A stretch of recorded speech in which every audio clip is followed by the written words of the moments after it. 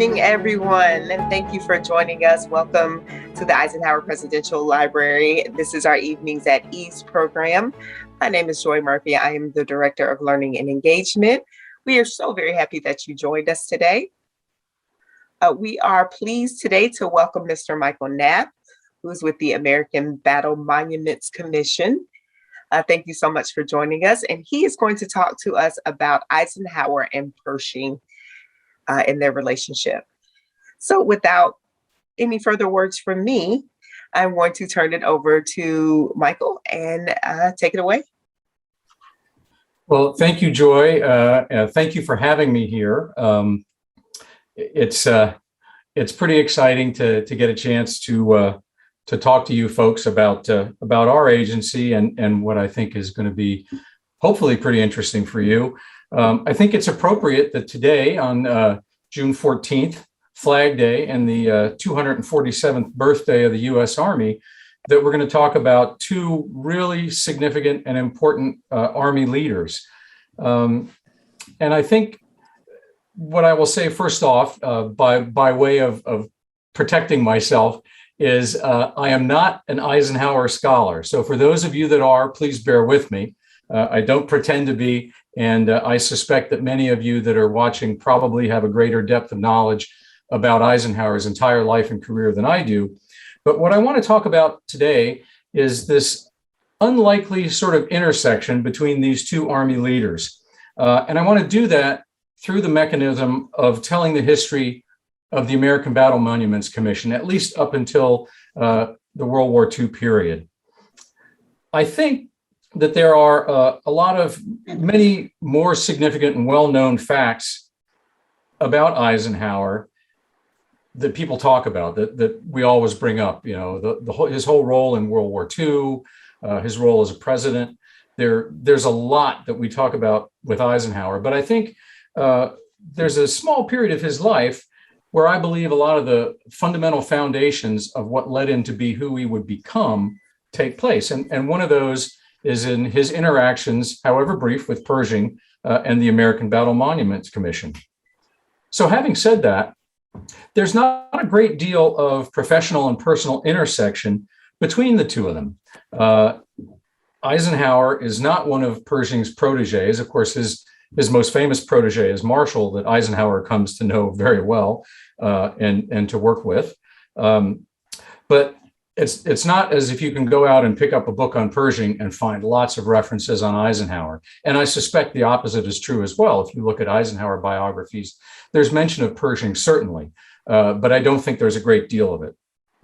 I would, however, argue that through the experiences that Eisenhower gets, which are afforded to him by Pershing and the ABMC, that it helped better prepare him for what would later be one of his most important roles on the world stage. And so that's kind of what I want to talk to a little bit about this evening, if I may. Okay, next slide, please. So, World War I. I would argue that that is the catalyst for everything. It's certainly the catalyst for the American Battle Monuments Commission. And much like World War I set the stage for the rest of the 20th century, and that's a whole nother conversation that we can have, and it's fascinating, but a little bit beyond our scope here, unless we want to delve into that later. It also sets the stage for how Eisenhower and Pershing will meet and interact. Additionally, I think the roles that the two of them play during the course of the conflict are going to help to shape and build their careers going forward.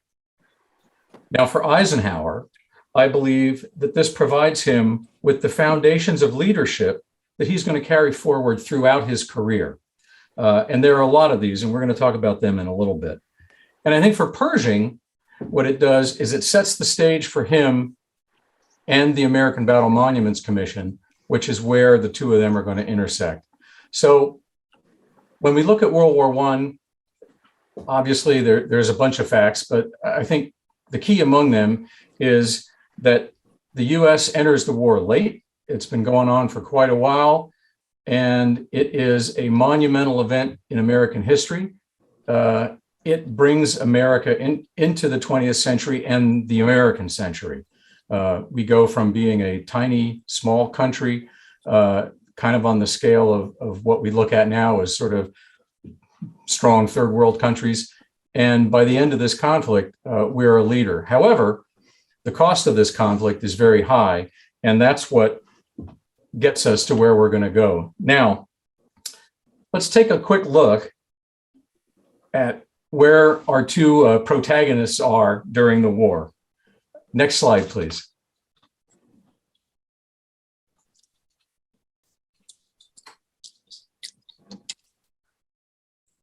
All right, everybody here is probably pretty familiar with this, but I want to go over a couple things and why I think this is setting the stage for Eisenhower. Clearly it does.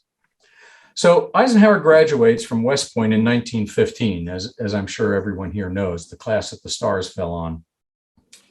The world's already been at war for a good 2 years by this point, but not America.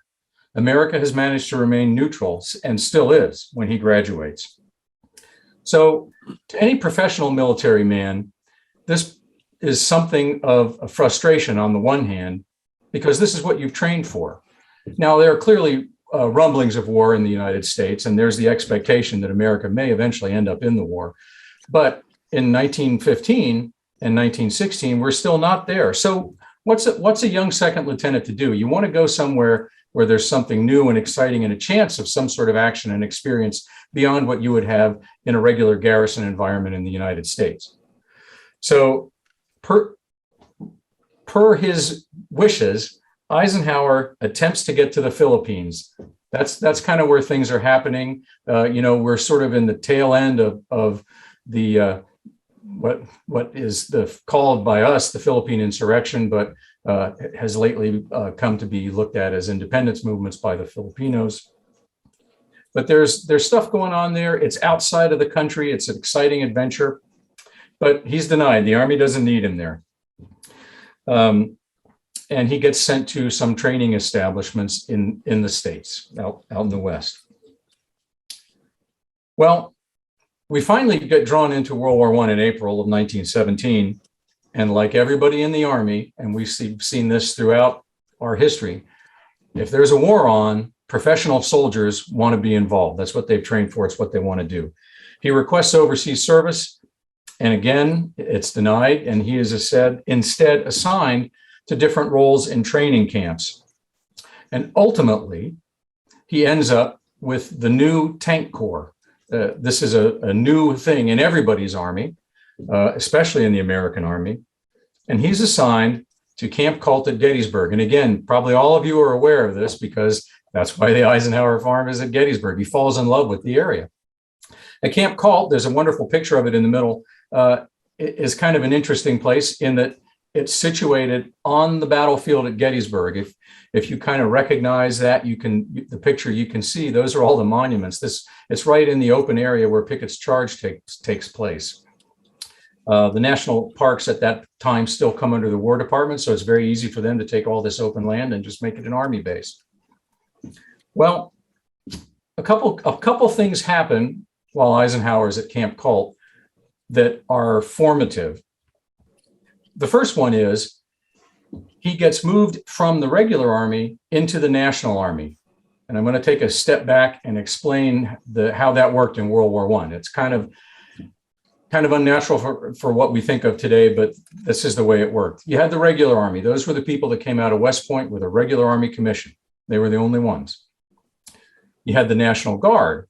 And the National Guard, as we all know, falls under the state governors, and they can be federalized as they were in World War I. And then the third component of our Army at the time was what was called the National Army. Now, the National Army was made up of the selective servicemen. They're often referred to as draftees, which is true. However, in the method of recruiting during World War I, the idea was, and the reason they came up with the term selective service, is that you were selected for how you could best serve the country, which is why you have the exemptions. If you got a notice and you registered, but you were a farmer or you were in a critical trade, you were not taken because you were critical. You were selected to serve where you were most needed, producing food, producing vehicles and armaments. If not, if you were just a day laborer, then you would be selected where you could best serve the country, and that would be in the Army. So the draftees, but not quite the same way that we looked at draftees during Vietnam, a different kind of construct. Why is this important? Because in the National Army, for officers, promotion rates were very fast, because the National Army was built with a small cadre of regular Army officers and non-commissioned officers who would train and build these units. So the fledgling tank corps gets assigned a young Captain Eisenhower, and he subsequently gets promoted quickly to major and then to lieutenant colonel. And by being promoted to lieutenant colonel, he's essentially running Camp Colt. So why is this important for his later career? Well, at a very early age, he learned some very important leadership lessons. The skills necessary to run a large organization, logistics. How do I house and feed and take care of all these people? How do I deal with personnel issues? These are all aspects that will benefit him later and stand him in good stead for the rest of his career. And this is all done on a war footing, so terribly important. Well, there are some other things that happen while he's still in this World War I lieutenant colonelcy kind of a mode. And I will say this, that the promotions in the National Army were what we call brevet promotions, which are temporary. And this will come into play in a little bit. Finally, after standing here training numerous groups of tank corps men to go overseas and fight, his unit that he is assigned to from the camp is finally tabbed to go over for the big offensive of 1919. And then we all know what happens in November of 1918, the armistice. So the war is over, the unit never deploys, and Eisenhower does not get over to the war. However, he's made a name for himself, and people have noticed him with what he's done at Camp Colt. So in 1919, based on their experiences in the World War, the U.S. Army wants to look at how motor transportation might supplant animal-borne transportation. If you think about World War I, most everything that was moved in that war was done with horses and mules. So the Army's experimenting with trucks of different sizes and all sorts of motorized vehicles. So Eisenhower volunteers to go as an observer on the 1919 Transcontinental Army convoy. And he observes a lot of things and comes up with a quote that I'd like to read from a secondary source that talks about his observations on this. Lieutenant Colonel Eisenhower went on to note that the variety of vehicles made it difficult to keep the convoy together, and none of the vehicles had been properly tested or adjusted before starting out, which, along with the raw nature of the troops, caused a lot of unnecessary stops and breakdowns. He noted that the convoy commander was not given time to train his men and recommended that, quote, the MTC, Motor Transport Corps, should pay more attention to disciplinary drills for officers and men, and that all should be intelligent, snappy soldiers before giving them the responsibility of operating trucks. So why is this important? This is yet another lesson that is going to come into play throughout his military career, and much more importantly, in the Second World War. The idea that training is crucial and necessary, both training of men and officers, continual training, being, as he says, smart, and that doesn't necessarily mean intelligent, although that's certainly a part of it, but truly understanding their job, knowing how that fits in place. And this has been a hallmark, I would say, of our Army ever since. But this is an experience which is very crucial to him. And I think people make a great deal of it. But I would argue that it pulls into that larger mix of things that are going to make him the leader that he is later. So I want to finish up on his role in the Great War by saying that all the officers who were breveted promotions in the National Army at the cessation of hostilities, they are all reverting back to their pre-war regular Army ranks. So in June of 1920, Eisenhower reverts back to being a captain from being a lieutenant colonel. Now, within a month, he's promoted to major, but he will be a major for almost 16 years. That's the status of promotions in the regular Army when we're not at war. So we're going to leave Lieutenant Colonel, now Captain, then Major Eisenhower for a minute, and we're going to talk about Pershing. Next slide, please.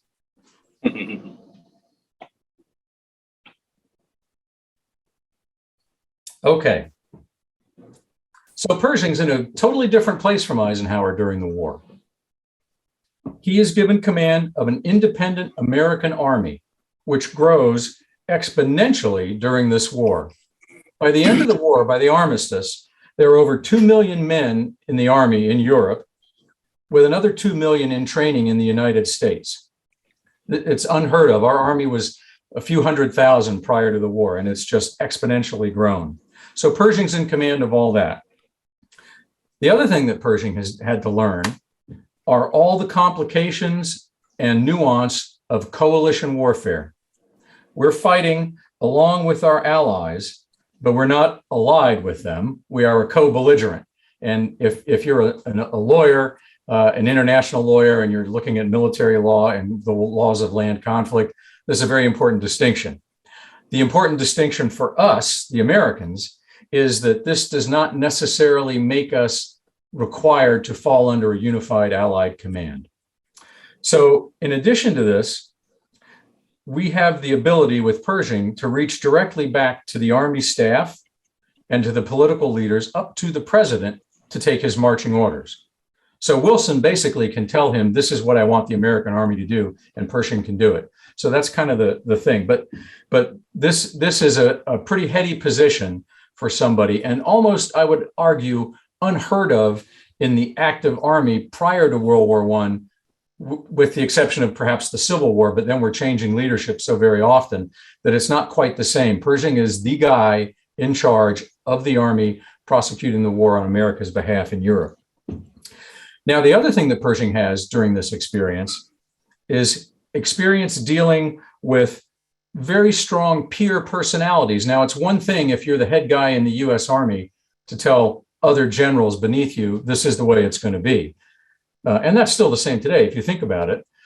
But it's quite another thing to have to deal with somebody that is on your level that works for a different boss.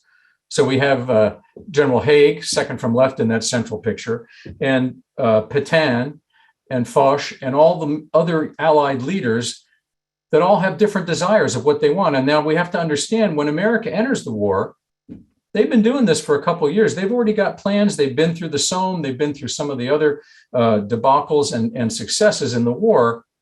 And they know what they want to do, and they have a plan to win. And we get fit into that. Now, Pershing has had to stand up to them because these guys have their own plans. And chief among those is the desire for the American troops to be plugged into both the French and the British armies piecemeal as replacements down to the regimental level. So the idea would be, if there are 3 infantry regiments in the 1st Division, the first ones to get overseas, the British say, well, you give me 2 and give 1 to the French. Well, Wilson's directive and Pershing's demand is, no, we're not breaking up the American army. We are fighting alongside as an independent American army. And there is continually pressure to just plug in the American reinforcements wherever the other allies are weak as soon as they arrive. And Pershing is adamant that the US Army will staff up and train up and fight as an independent American army alongside the co-belligerents. Now, there are some exceptions to this. The exigencies of the war do cause Pershing to slice off a few units, but he doesn't do it any smaller than a full division.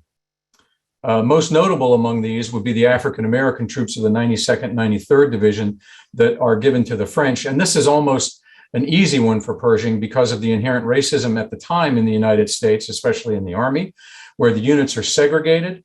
And there's a feeling that they really can't perform as well as the white soldiers.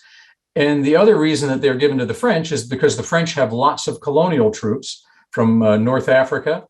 And the assumption at the time is they're used to dealing with these people, so they'll know how to treat them. The record belies that. And I think, there's a lot of scholarship that's happened in the last 100 and some years that kind of tell us more about that. And we're not going to belabor that tonight, but that's the first easy one. So he slices those units off, the most famous being the 15th New York National Guard that becomes the 369th. They arrive very early. And that's a fascinating story in and of itself. I would recommend you look it up if you haven't found it. Really, really interesting stuff. And so they go right into the line with the French. The British still need troops in the north along with the Belgians, which who have a small army fighting alongside the British in Flanders. And so Pershing assigns 2 divisions initially, the 27th and 30th Division, both National Guard divisions, to the British in the north. And then ultimately there are 2 additional divisions that work with the Belgians. So there are 4 American divisions in total that are working with the British. But that's it. Everybody else is held behind, and he trains the army and sends them out in small units until we've grown to a large enough size to actually fight as a unified army. The first operations that the Americans are in control of is the Battle of Saint-Mihiel, and by the Meuse-Argonne, the whole American First Army is born, and that army fights in the final months of the war. And just as a side note, which will actually be very prescient as we get along in the history here tonight, if you had asked any American school child on June the 5th of 1944 what was America's biggest and most important battle, they would have said the Meuse-Argonne. And if you ask them a day later, it changes. So just bear that in mind. Okay, so we've talked about how Pershing and Eisenhower had different experiences during World War I. And this is going to come into play a little bit later. So I just ask you to keep these things in mind, and then we're going to move on and talk a little bit about the American Battle Monuments Commission, which is where these 2 really come together. Next slide, please. Okay, so the creation of the American Battle Monuments Commission. As some of you may know, we are a very small independent agency in the executive branch, and we've been around for 99 years. Our centennial is next year, shameless plug. So how did we come about? I want to use these 2 pictures to kind of tell that story. At the conclusion of the war, and I would argue some even prior to the conclusion of the war, some divisions and some elements smaller than divisions started leaving monuments to what they did and where they were. So we had a proliferation of unofficial, unvetted monuments popping up all over France. And as you can see from the picture on the right, their structures were less than monumental. This one on the right is a First Division monument that was thrown together. And you can see it's made out of some of the rubble from probably a building. It's got shell casings embedded in it from artillery. There's bayonets stuck in it, German helmet hung on the side, 3 rifles stuck in the top, the barrel of a Shosho machine gun peeking over another helmet on the top. And there's a plaque. On the left, there's a little obelisk to the 5th Division, which is denoted by the 5 and the diamond, which was their divisional insignia. And there is an apocryphal story, which I'm not sure if it's true, but I certainly hope it is, that Pershing has complained that the 5th Division put up a monument everywhere their troops stopped to go to the bathroom. It's a great story. I hope it's true because it just rings wonderfully. But there is a sort of disorganized nature of these monuments. And this is recognized right away by Pershing as well as by American leadership, that they're all over the place. They're of questionable content. They don't really relate to any campaigns. As I said earlier, they're all individual. This unit was here and they fought a skirmish, but they felt it was important, so they've built some sort of a monument. So there was a great feeling that Europe was going to all of a sudden start looking like Gettysburg. And I mean that in a pejorative sense, in that, you know, the proliferation of monuments that are on the Battle of Gettysburg today. And I think the last one was dedicated in 2000. You know, they started in, I think, the 1870s or maybe late 60s, the first one went up. So there was a huge span of monuments going up. There was no uniformity, and they're to different people and different things. It's kind of apples to oranges because the Civil War is vastly different from modern industrial war. However, there is a lot of discussion on what do we do to commemorate America's role in the war. So recognizing the need for a federal agency to be responsible for honoring the American forces where they had served overseas and for controlling the establishment of military cemeteries, monuments, and markers on foreign soil, Congress created the American Battle Monuments Commission in 1923. And March of next year will be our centennial. General of the Army's John J. Pershing was the guy appointed to be the head of their board of commissioners, and they elected him the chairman. And he would serve in the capacity of chairman of the ABMC until his death in 1948. And there have only been 9 additional chairmen since then. So some of them are very long served, Pershing being one of them. So Pershing's placed in charge of this operation, and the first thing he wants to do is get a handle on the monuments. So the ABMC, we have a lot of control over any official monuments that are going to go up overseas.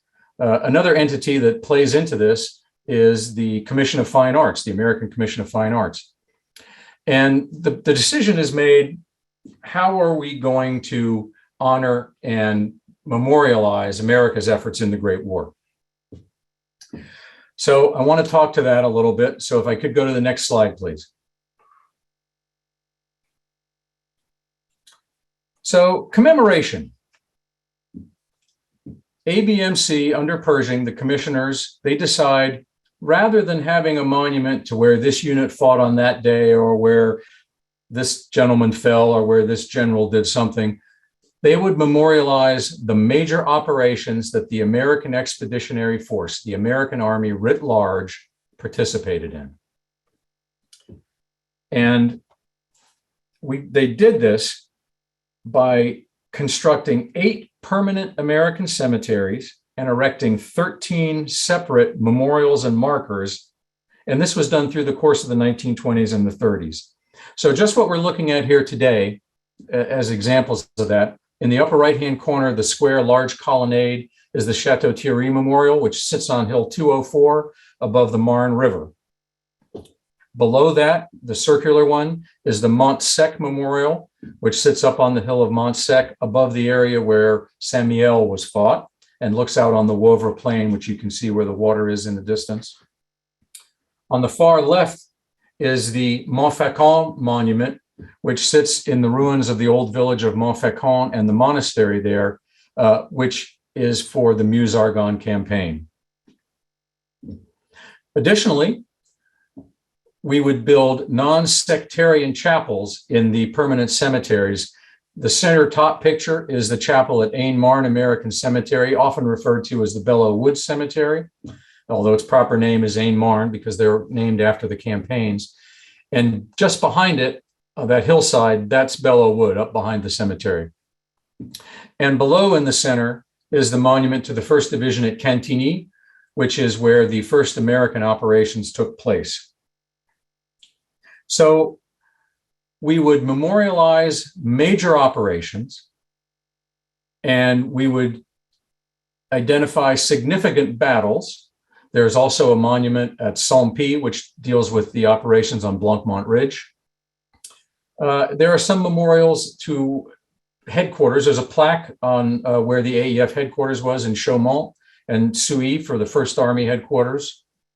There's also a fountain in Tours, which is for all the services supply, all the logistical trail that came in to support the AEF. It was also decided that we would represent the individual divisions that participated by putting their insignia on a lot of these monuments. And you can't see it in these photographs, but on the other side of the Chateau Thierry Memorial are carved in relief the divisional insignias, the unit patches of the divisions that participated in the operations in the Marne region. And the same is true for a lot of the other memorials. They're wonderful. I highly encourage you, if you're ever in France, to visit them or to visit at the very least our website, and you can get a lot more information on them there. The other piece that ABMC has, if we could go to the next slide, please, are the cemeteries. Now, it's interesting because the cemeteries are what ABMC is most well known for these days, and it's not in our name. You know, we're the American Battle Monuments Commission. Not to get too deep in the weeds, and as one of my historians like to say, it's too much inside baseball for everybody, but the agency was first tasked with doing the memorials. The cemeteries were done initially by the Army Graves Registration Service, and then subsequently were handed over to the ABMC. It's a little convoluted, but not too much. But if we look at the pictures here, there's a progression that goes from left to right on the top row. We start out with the temporary cemeteries, and there are even more temporary ones than this, immediately after battles and adjacent to ongoing campaigns, where those killed in the battles are buried subsequent to the battle within a day or two. So we start with the smaller cemeteries, and there's over 1,000 of these by the time the war is over. So then the Army decides that they're going to do a concentration of these burials. So they bring all these people from these little small isolated graves, and 2 or 3 in a village or 20 here and there, and they bring them into what they call concentration cemeteries. And there are, I think, about 11 concentration cemeteries. And that would be this central picture on the top, where there's a lot of graves. But the Army is trying to figure out what we need to do with all the dead. So following World War I, the government recognized the need for a burial and repatriation policy for America's war dead. Over the course of this conflict, 18 months, bear this in mind, 18 months, more than 116,000 Americans lost their lives in Europe. Understanding the need to acknowledge America's contribution to the war in Europe through commemorative cemeteries and memorials, the government also respected the desires of many Americans to have their fallen family members returned to the United States. Under the provisions of law, families were entitled to select permanent interment of a loved one's remains in an American military cemetery on foreign soil, repatriation of the remains to the United States for internment in a national or private cemetery, or repatriation to the individual's homeland. And this is key because we're still a country with loads of immigrants who still have family overseas. Now, the majority of the families of those 116,000 men killed chose to be repatriated. So only about 40% chose permanent internment in ABMC cemeteries overseas.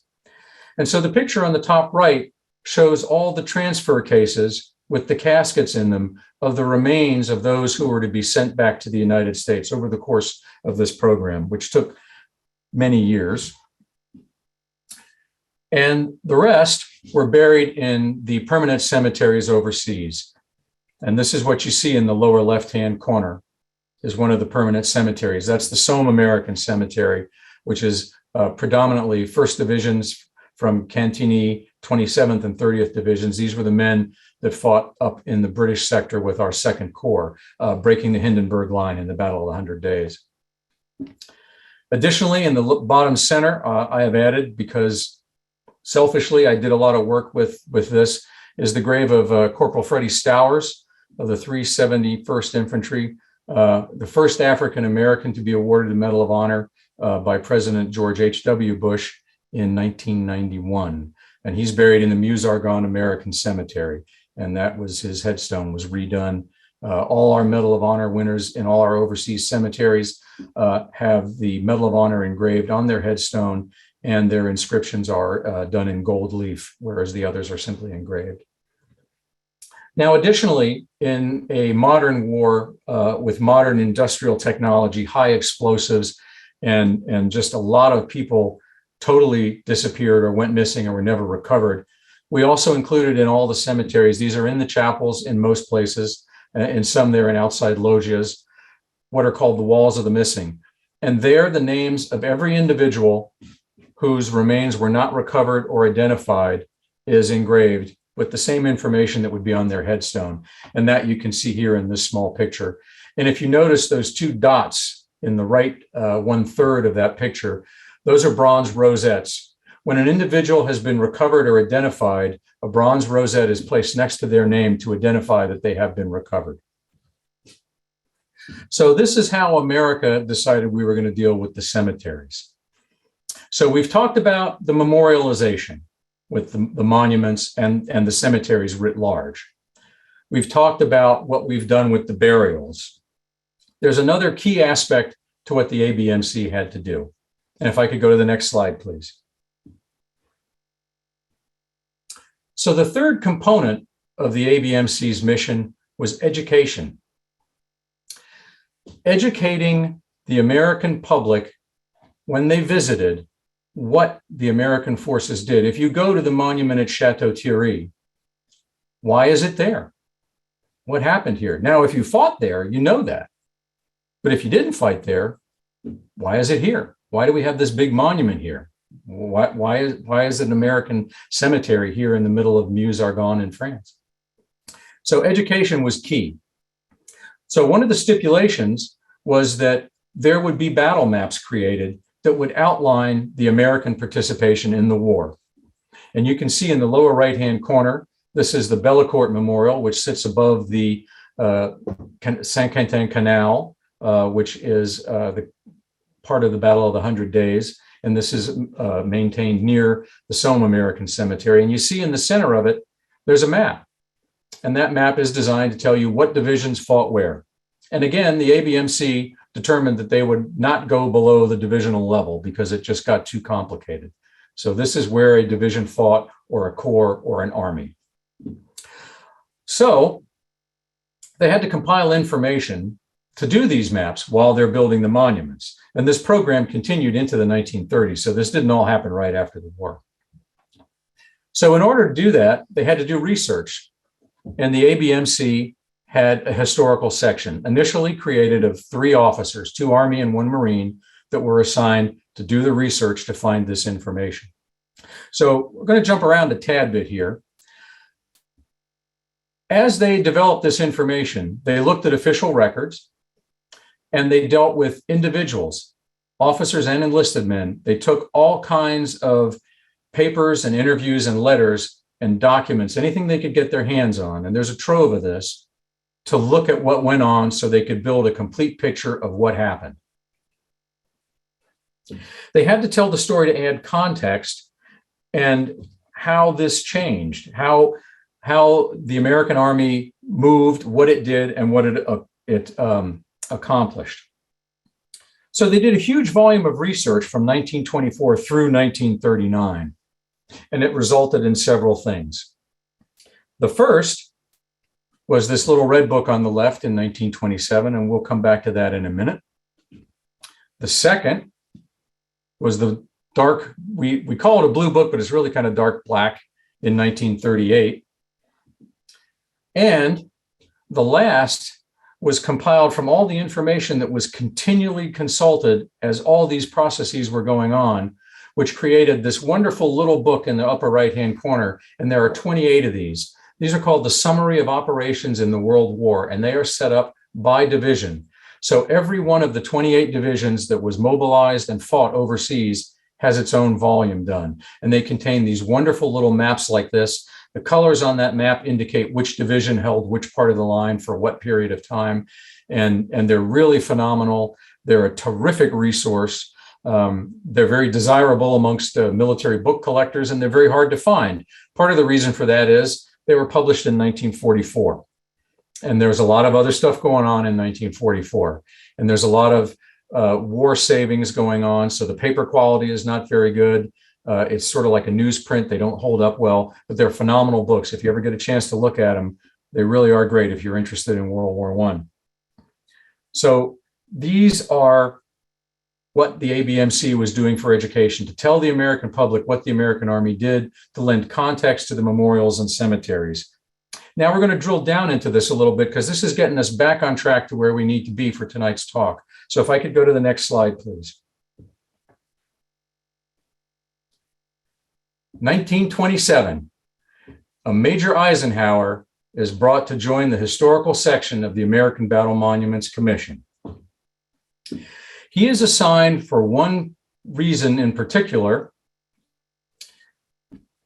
In 1927, it's the 10-year anniversary of America's entry into the war. And the American Legion, which is founded in France in 1919 by a bunch of officers from the AEF, is planning on having what they call, in quotes, the second AEF, a major 10-year pilgrimage of veterans to France back to the battlefields.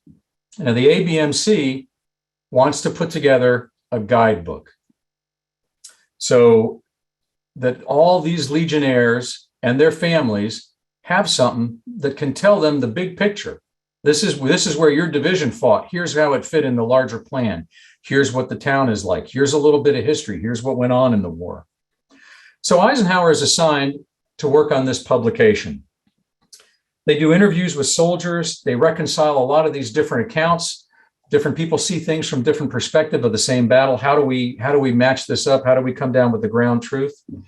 And they put out this book in almost record time, and it is an enormous success.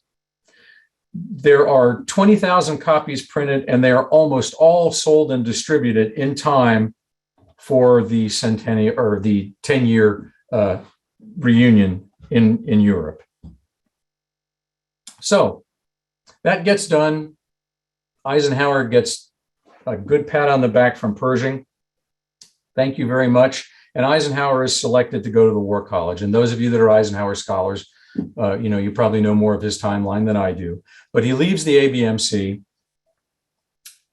and goes to, in August, and goes to the War College in Washington, D.C. And at that time, Pershing gives him a glowing report and high recommendations. Now, as soon as this happens, ABMC starts looking at this because it was a rush job. And they recognize that, there's some errors. We need to do a little more editing. And we need to update some of the directions, the travel information in this. So we need to do a new version. So Eisenhower, in his first interaction with Pershing as the chairman, has made such a good impression that Pershing requests to have Eisenhower back as soon as he finishes at the War College. And he's back in June of 1928 in the historical section of the ABMC, and he and his family sail for France, and he's going to lead this project for the next 17 months. So he visits the battlefields. He's writing some of the expanded sections on the battles and the operations, and helps with the work to find the directions for the roads and how do you get from here to there. And keep in mind, again, that, we're still talking about 1928 going into 1929. There's a lot of dirt roads in Europe, a lot of small country roads. There are none of the, the main auto routes that we see today if you get overseas.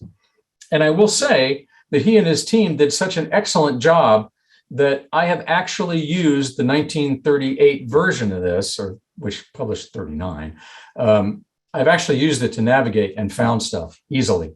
It still works. The only difference is you just need to overlay the auto routes on top of all the other roads, but they're in 99.9% still there. So he's working on this for about 17 months. And then, his career calls, and like anybody in the Army, you don't get to stay anywhere too long, and he moves on. But when he leaves, the historical section, his team that worked with him in France, and they all loved him. And they said it was a big change when he left, that it was no longer the wonderful, congenial place it was. It probably wasn't bad because they're still living in Paris, but it wasn't the same. And he's given a nickname by his team, which you don't hear a lot, but I like it. And that nickname is Guidebook Ike, that he was felt to be so instrumental in the work on that volume that they gave him that name. And now it's another 10 years before that volume is actually published. But it is a phenomenal work. It is substantially larger than the first version. As I said, it has driving directions to get you to every major place the American Army was. It talks about everything the AEF did, to include Siberia and North Russia. And it's just a wonderful resource. Now, here's where I would argue that Eisenhower's time at the ABMC is crucial to the leader that he becomes later and to his successes that we'll see in a moment. His time spent in France doing what the Army now calls a staff ride, but an extended one for over a year, gives him an insight into not only how the war was fought and prosecuted, the problems, the successes, what worked, what didn't work, but the terrain as a whole, a total understanding of how the American Army and the Allies fought in Europe during the war. And I would argue that this is crucial information that he is intimately familiar with, that he's now stored away, ready to use later when necessary. So now we're going to find out how that works out. Next slide, please. Okay, here we are, another war and a new commander. The book he worked on has just come out and Germany has invaded Poland. So we now find Eisenhower in essentially the same role Pershing was in. So think back to slide 4. He's got to deal with coalition warfare.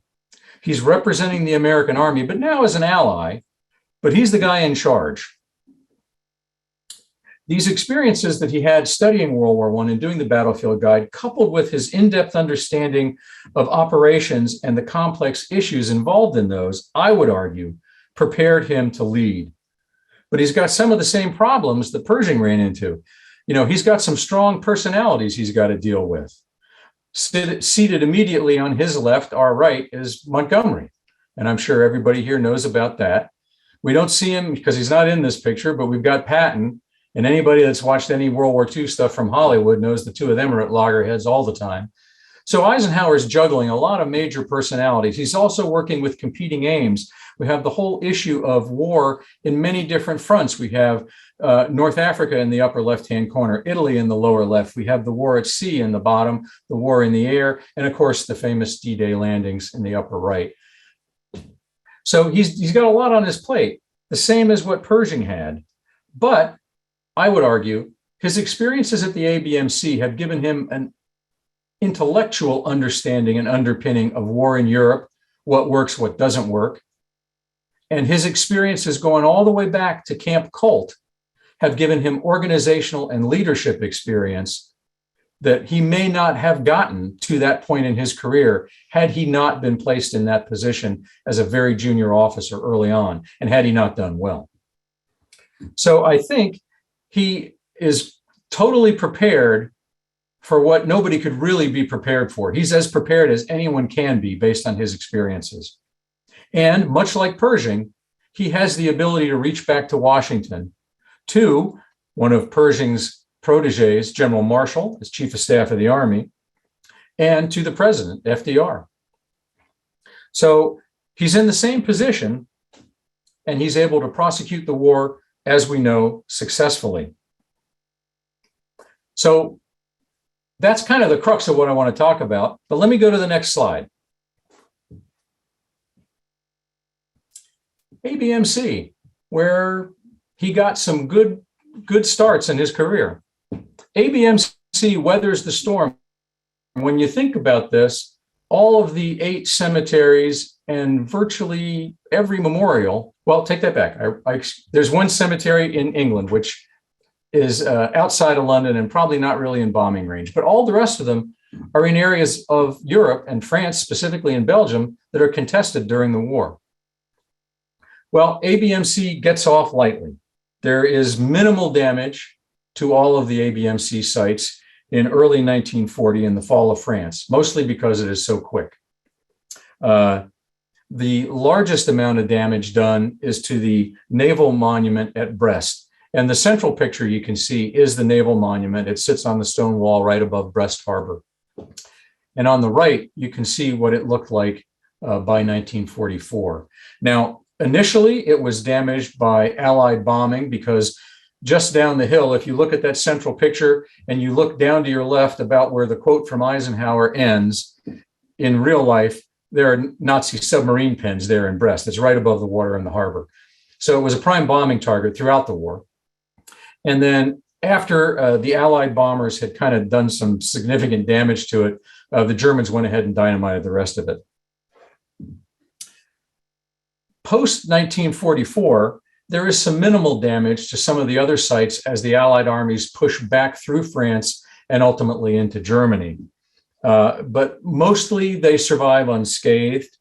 There is almost no instance of Germans vandalizing or disrespecting the cemeteries. In fact, the Meuse-Argonne American Cemetery, I think, has 9 German soldiers who actually signed the guest register. The entire time that the war was going on, our locally employed civilian staff continued to work at the cemeteries unless the battle was raging right on top of them. There was probably only about 2 weeks in 1940 when they were totally evacuated. But by 1941, the American staff had all been evacuated out of Europe. So our foreign employees maintained them throughout the war, and the Germans respected them, as they did with, I think, many of the other Allied cemeteries from the First World War, especially the Commonwealth ones that dot the entire countryside of northern France. And there's a wonderful quote here that General Eisenhower sends back to his old boss at the ABMC, General Pershing, who's still the chairman for another 4 years at this time prior to his death. And I won't read it for you guys, but you can see for yourself that Eisenhower made a point of sending people out to check, if he couldn't do it himself, to verify that the memorials and the cemeteries had survived the war unscathed. So if we could go to the next slide, please. So following the war, ABMC's mission continued, much the same lines as it had been in World War I. There was a repatriation program. The same rules and guidelines applied. And you see on these pictures on the left, this is the Henri Chapelle American Cemetery in Belgium. And these pictures are from the Memorial Day in 1946. And you can see that General Eisenhower was there on the dais for that ceremony. And to the right is a picture of Henri Chapelle Cemetery. I won't necessarily say today because that may be 5 years old, but this is what it looks like today. So with that, can we go to the next slide, please? So Eisenhower and ABMC, they come full circle in 1964. Walter Cronkite returns to Normandy 20 years later with Eisenhower. Now, Cronkite himself was a war correspondent. He was at the invasion of North Africa, the invasion of Sicily, the invasion of Normandy. He rode a glider into Arnhem, and he was throughout the war there. So a veteran, although not in the military per se. And of course, Eisenhower played a major role. But I would say that my favorite is probably the wrong word, because I think it has a great deal of sadness and pathos in it. But I think the picture on the upper right-hand corner is indicative of Eisenhower's experience on returning. These are men he commanded. These are soldiers that are, as we like to say, they're still on duty for America in Normandy. And I think this is a great clip. And I know that after some talking with Joy earlier, that the Eisenhower Library has a copy of this. You can find bits of it on YouTube. But I think it's wonderful and it's very reflective. And I think what this does, and the reason I say this is full circle, is that Eisenhower now is returning to the Normandy Cemetery and looking at something the way the cemeteries and memorials are intended to be viewed and experienced by people that may not be veterans, people that may only have a loved one there or may have no one there. But to understand the service and sacrifice of the American forces in the war, to see the battle maps, to understand the operations, to see the headstones and understand the actual cost of war. This is something that Eisenhower knows well, but now he's seeing it as the rest of America and all of Europe continue to see it every day. And so having said that, I will jump to my final slide and ask if there are any questions that I could answer. So we will go into questions, directly into questions. So thank you, first of all, Michael, for that presentation. I don't see any questions in the chat as of right now. We'll give them a minute or two to type up questions. In the meantime, I do want to ask this relationship between Eisenhower and Pershing and their mutual connection to the American Battle Monuments Commission.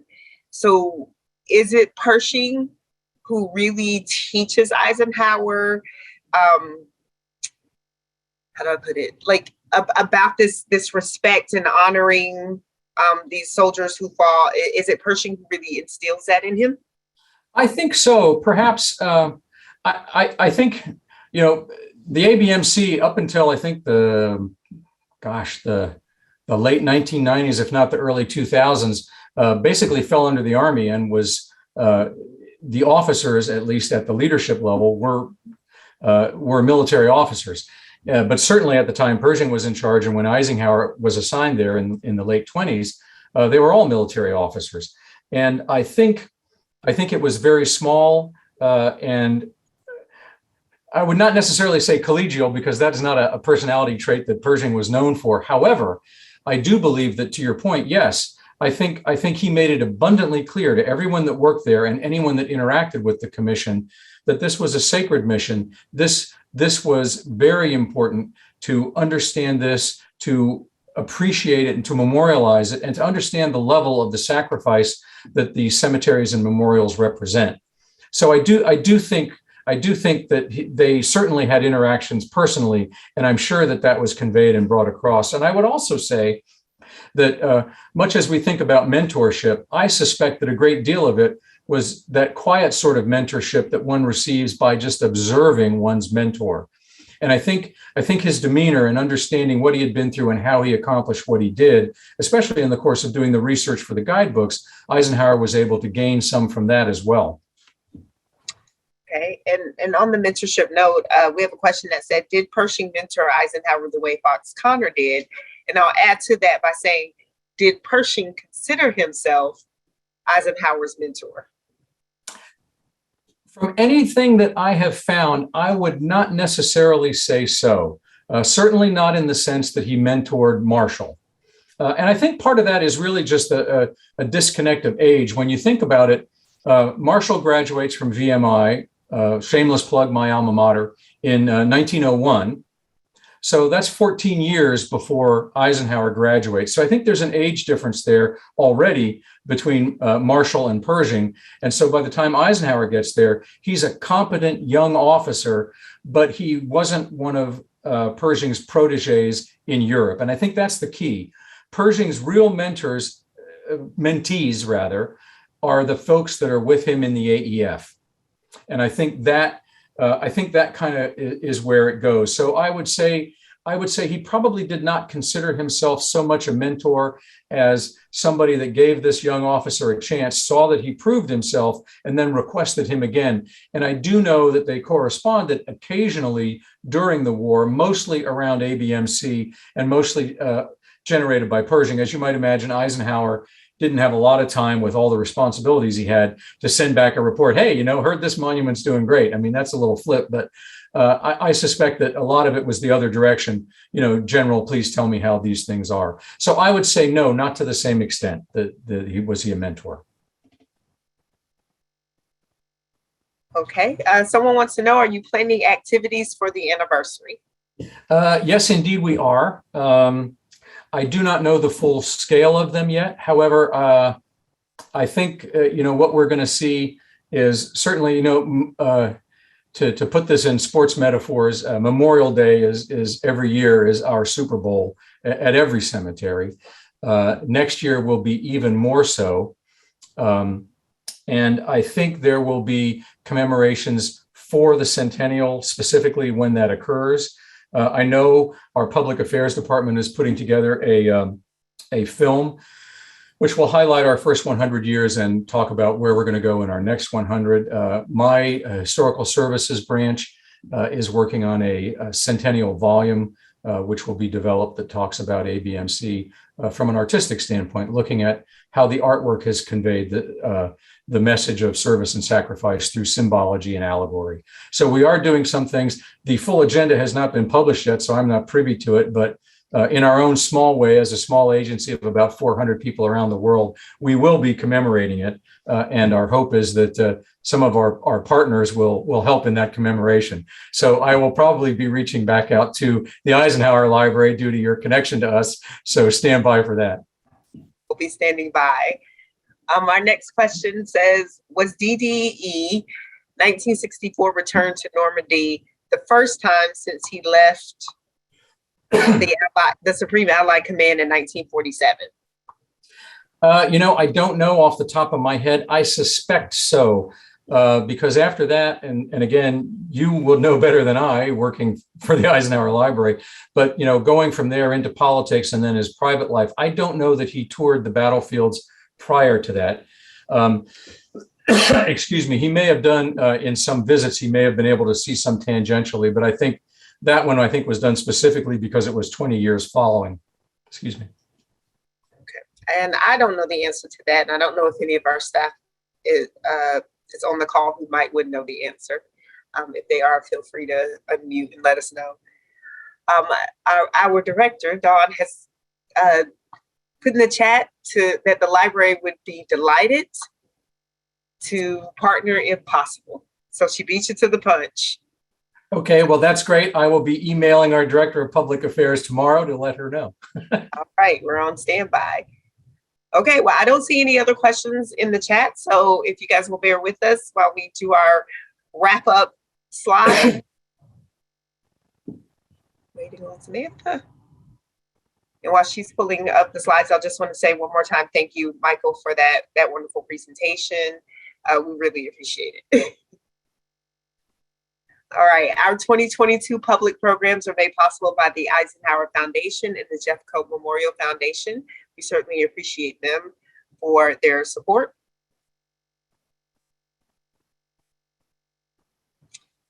Our next program is our Lunch and Learn.